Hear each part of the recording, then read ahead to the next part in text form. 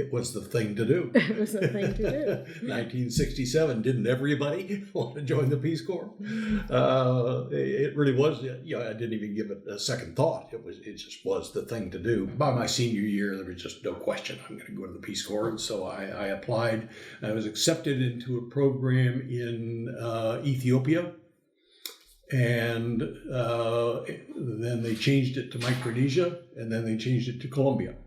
Well, it was a community development, which, of course, as people in the Peace Corps know, that means you're going to drop you in a village and say, do good work, figure out what to do, and see what you can do.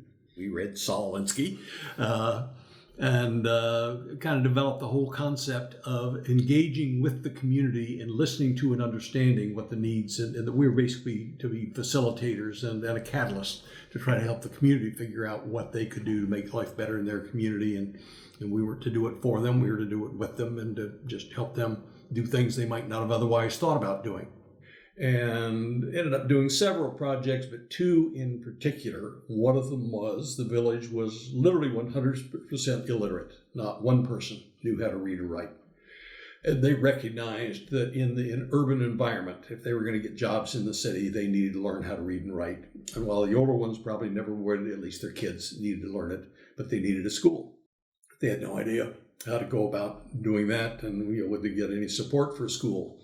So the Peace Corps volunteer could kind of walk into the Department of Education and say, this barrio, even though it's a squatter's village, these kids need an education. Said, what do we do about that to get an education? They said, well, if the village will build a school, our policy is we'll provide teachers, but they've got to build a school. So I reported back to the Junta de Acción Comunal, the Community Action Committee, and said, it's my understanding that if we build a school, they'll provide teachers. And so the village built a school. And the way they built the school, and it wasn't me that built it, they built the school, which of course is fundamental to Peace Corps community development philosophy, is you don't come in and build it for them, you work with them and they build it. We were right on the coast, we had access to sand, and some of the people in the village worked construction, and every now and then a bag of cement would show up, and I didn't ask how. It just appeared.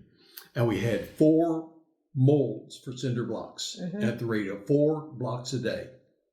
We made the cinder blocks and they built the school. Was it a one-room school or what was it? One room, but large enough to have 4 essential breakouts in it. So yes, it was a one-room school, but big enough for 4 classes of about 20 to 25 in the corners of 4 corners of this rectangular building. And what was your role? I just kind of supervised. You supervised the building? I was kind of a cheerleader, saying, yeah, keep it up. So we knew it would be something. And did the Department of Education then provide a teacher? They did. And I was so proud the day that with the chairman of the Junta de Acción Comunal and I walked into the Secretary of Education for the Departamento de Bolívar.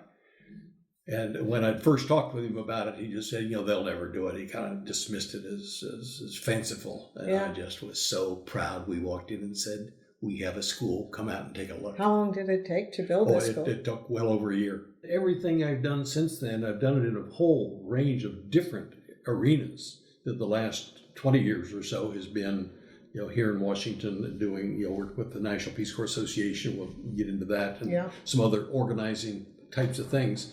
But everything I've done has really been in a way an organizing sort of thing.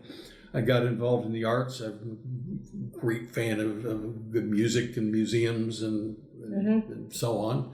So I ran 2 local arts councils, which was organizing the arts community. Became the founding director of the National Assembly of Local Arts Agencies, now known as Americans for the Arts, which is well known on National Public Radio. You hear Americans for the Arts every day. I was the founding director of that organization, still involved with them. Their director, Bob Lynch, is a dear friend, and I still connect with that community. But I'm the guy that kind of helped get them organized, and that's all based on Peace Corps training and Peace Corps experience. So this is all Saul Alinsky. That's where it started, and with Sam Farr. I ended up on the Hill for a couple of years, and so with John Garamendi. And still very close to John, but even while I was working on the Hill, I was as close, if not closer to Sam. I'd spend the day working with John, and then I'd swing by Sam's office and we'd go to dinner together.